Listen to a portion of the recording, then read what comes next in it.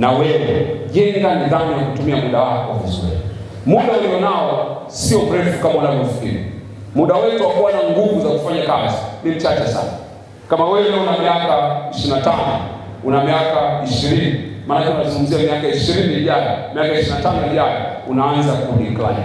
Usipotumia muda wako vizuri sasa hivi, utakuja kuwa mzee mwenye hasira, unaichukia watu wanaofanikiwa. Wekeza kwenye muda wako. Achana na watu ambao kila siku wana maneno hasi. Kila kiamka asubuhi, hii serikali, huyu rais, huyu mbunge, huyu mkuu wa wilaya. Mwingine nilikutana mtu siku moja na miaka 42, anakuja ananiambia, wakati tunafundisha hivi, anakuja ananiambia, "Bwana mbona nisaidie, mimi nimeshindwa kufanikiwa kwenye maisha yangu." Kamza kwa nini? Anasema, "Unajua wazazi wangu mimi kwa kweli hawajanitunza vizuri, mimi mpaka leo ni yatima." Miaka 42 unajiita yatima? Miaka 42. Maisha hayana tabia ya kuwafanikisha watu kwa kuonea huruma. Maisha yanakufanikisha kwa kufuata kanuni ambazo zipo, unatakiwa uzifuate.